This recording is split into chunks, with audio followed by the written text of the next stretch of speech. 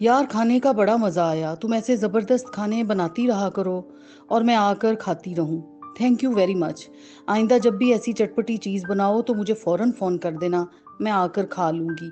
अर्शिया बाहर जाते हुए बोली। अर्शिया के जाने के बाद मशल ने सुख की सांस ली। वो उसकी तेज तरारी और चालाकियों से सख्त खाइफ होती थी, मगर उसे कुछ कह नहीं पाती थी। उससे बड़ी जो थी, और आपा जी ने उसे हमेशा बड़ों का अदब और लिहाज सिखाया था, और उसकी खामोशी को वो उसकी बेवकूफ़ी समझती थी। मशल बर्तनों को ढांप कर आपा जी के पास कमरे में आई और उनकी तरफ गहरी नज़रों से देखकर पूछने लगी, आपा जी, क्या बात है? लगता है लोगों ने कोई अच्छा रिस्पॉन्स नहीं दिया। आपके चेहरे पर बहुत उदासी है। नहीं बेटा, ऐसी कोई बात नहीं। तुमने खाना खाया कि नहीं? आपा जी, आप मेरी बात का जवाब दें। लोगों ने क्या कहा है? मैंने तो पहले ही कहा था, कोई ज़रूरत नहीं सिलाई कढ़ाई की। मेरे पेपर्स होते हैं तो मैं किसी स्कूल में छोटी मोटी नौकरी कर लेती हूँ। आपको परेशान होने की ज़रूरत नहीं, मशल ने पुरुमीद होकर कहा। अरे नहीं मेरी जान, ऐसी कोई बात नहीं। तुम क्यों परेशान हो रही हो?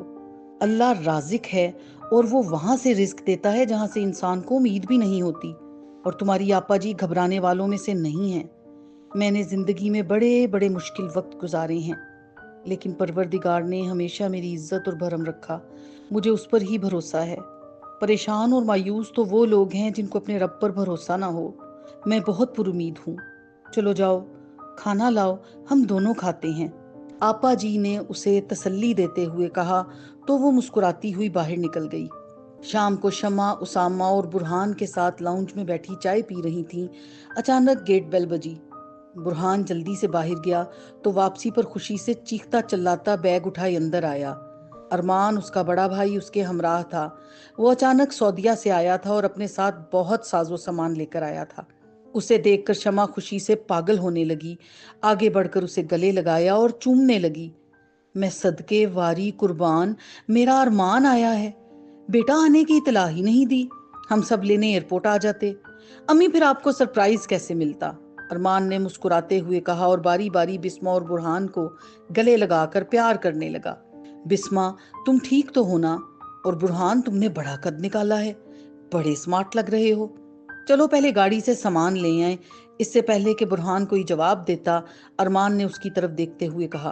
फिर दोनों भाई बाहर चले गए। शमा बेसब्री से इंतजार करने लगी। Burhan LED, microwave, juicer, fridge के अलावा भारी मशीनरी के डब्बे ला ला कर अंदर रखने लगा, और शमा उन्हें देखकर खुश होती रही। उसने मुस्कुरा कर बिस्मा के कान में सरगोशी की। लो भाई, तुम्हारा तो सारा जहेज आ गया। देखना सारा मोहल्ला कैसे ताड़ रहा होगा, और खास तौर पर फसीहा भाभी। अरे अम्मी, इन चीजों पर पढ़ पढ़ कर कुछ फूंकिए भी, ताकि दूसरों की बुरी नजर से बचा रहे। वो भी इतना सामान देखकर खुश हो रही थी। अम्मी, आपने जो फरमाइशें की थी वो सब ले आया हूँ, अरमान ने एक बड़ा सा कार्टन रखते हुए कहा। माशाल्लाह, माशाल्लाह, तुम ही मेरा मान हो, जुग जुग जियो। शमा उसे भरपूर प्यार करते हुए बोली।